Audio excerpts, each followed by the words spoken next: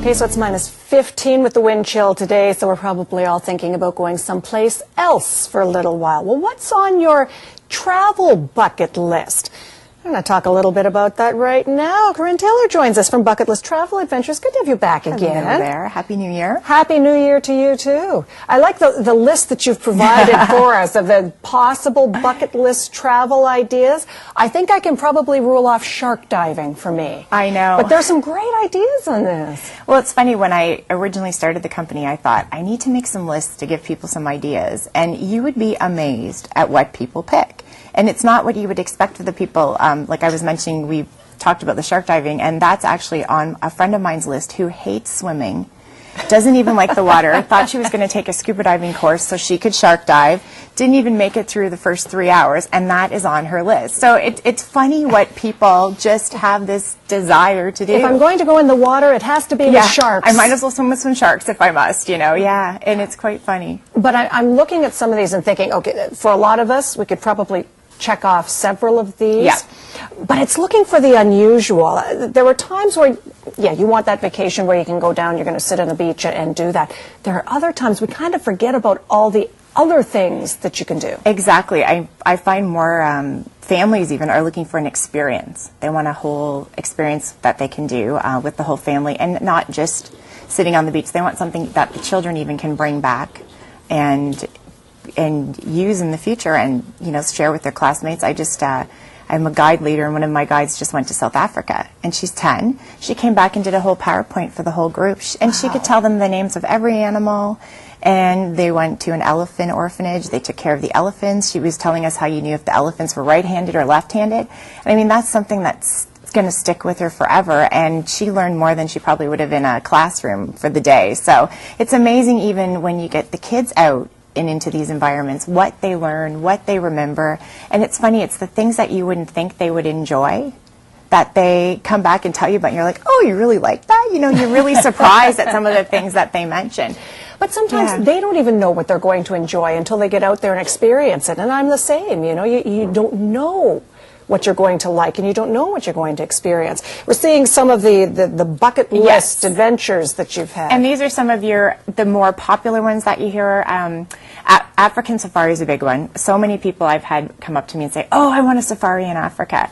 And then again, too, a lot of people are into the climbing the Kilimanjaro, and the Base Camp Everest are a couple of those. If you're going to climb or hike, if you're a hiker, those seem to be on a lot of people's lists.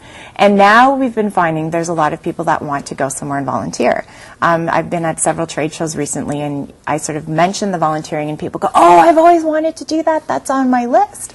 And so it's funny how much more popular that's becoming as well. For people want to give some of themselves and a little bit of their time when they go away.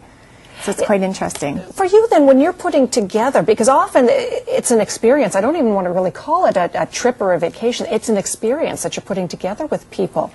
How do you start, when you're looking at something thinking, okay, well, we should go here, we've got to go there, we've got to try this? It's definitely an experience. And for me, through the past few years, it's either a desire that I've had, which is what the volunteer tourism grew from. It was a desire that I had to do more in the countries where I was at, and a few other people had mentioned it.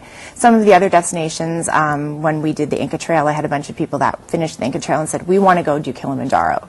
I'm like, okay, we'll go do Kilimanjaro. So from that request, I researched the Kilimanjaro and the safari, and that one came about. And then a lot of the Kilimanjaro ones now we want to do Base Camp Everest. So that's how the Base Camp Everest came about. But I've sort of had that on my list as well. So if it's on my list and I've got enough requests for it, a lot of the time it will come about. Or I always scour, different articles in different travel sections. Or if I'm heading somewhere, I always try and listen to what the locals have to say about this interesting and off the beaten track little place, and then check it out first to see, because that's usually where I tend to find the most interesting spots. We just did that in Thailand, actually. I had Googled a few things and found this hill tribe that was out in the middle of nowhere. You went in and visited people, and he cooked you a bamboo lunch in the middle of the jungle right beside the stream, and I'm like, now that is something we can do. That it's not the everyday that you can get everywhere else, and that has a big impact for me. Yeah, this isn't the everyday either. No, and I find there are so many people that want to ride an elephant, take care of an elephant. So they have a great opportunity now in several different countries, Thailand being one of them.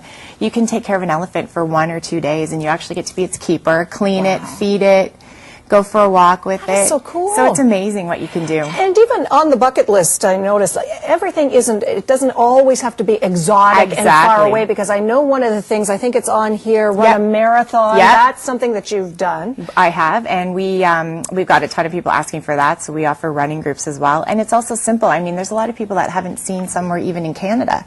They haven't been to the Rockies, and that's on their bucket list, Do you or they run want to go to marathons Quebec. in the Rockies? I don't think I would, hope but not. Wow. yeah. So I mean, and even I know one lady came up to me. She says, "Oh, I've always wanted to go to London, England." So it's not even the exotic destinations. There's so many places that have, you know, it's just struck a chord with that person, and they've always wanted to go there. And I always say, do it while you can.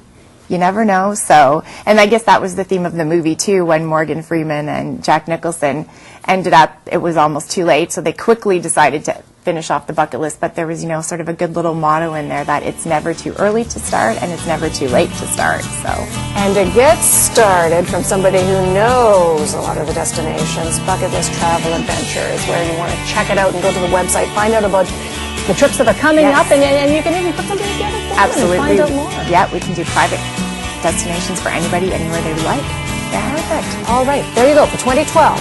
There's your resolution. Thanks for joining us. Thanks. Okay, back in a moment. Stay with us.